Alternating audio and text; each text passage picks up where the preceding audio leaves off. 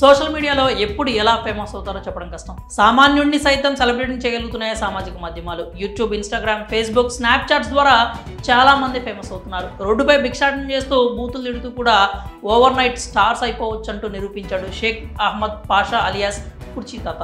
హైదరాబాద్లో కృష్ణకాంత్ పార్క్ వద్ద భిక్షాటన చేసుకుంటూ జీవనం సాగిస్తున్నాడు. అతనికి భార్య, పిల్లలు ఉన్నారు. ఆ కుర్చీ మడత పెట్టి అనే డైలాగ్ ఓ భిక్షాటన చేసే వ్యక్తిని సెలబ్రిటీ హోదాకు తీసుకొచ్చింది. దీంతో షేక్ పాషా కాస్త కుర్చీ తాతగా మారిపోయాడు. అతన్ని మరింత ఫేమస్ చేసేసాయి యూట్యూబ్ ఛానల్స్. దీంతో కుర్చీ తాతకు ఎక్కడలేని పబ్లిసిటీ వచ్చింది. ఇదే డైలాగ్ను మహేష్ బాబు, త్రివిక్రమ్ కాంబోలో వచ్చిన గుంటూరు కారం మూవీలో కూడా వినియోగించారు మ్యూజిక్ డైరెక్టర్ తమన్. ఈ పాట సినిమాకు ఎసెట్ అయిన సంగతి విదితమే. అతడికి చిత్ర యూనిట్ ₹1,00,000 రెమ్యూనరేషన్ కూడా ఇచ్చింది. ఇటీవల తోటి యూట్యూబర్లను తిట్టిన కేసులో జైలు పాలైన కుర్చీ తాత కొన్ని రోజులుగా కనిపించట్లేదు. ఆ తర్వాత ఏమయ్యారో కూడా తెలియదు.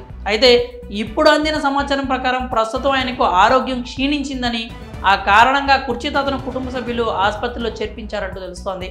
గాంధీ ఆసుపత్రి వైద్యులు ఆయనకు పరీక్షలు చేయగా క్యాన్సర్ అని నిర్ధారణ అయిందని, పరిస్థితి విషమంగా ఉన్నట్లు వైద్యులు నిర్ధారించినట్లు తెలుస్తోంది. కాగా ఆయన ఆల్కహాలిక్ కూడా కావడంతో ఈ వ్యాధి బారిన పడినట్లు తెలుస్తోంది. ప్రస్తుతం ఆయనకు వైద్యులు చికిత్స అందిస్తున్నట్లు వార్తలు వస్తున్నాయి. మరి కుర్చీ తాతకు క్యాన్సర్ అంటూ వస్తున్న వార్తలపై మీరేమనుకున్నారు? మీ అభిప్రాయాలని కామెంట్స్ రూపంలో తెలియజేయండి.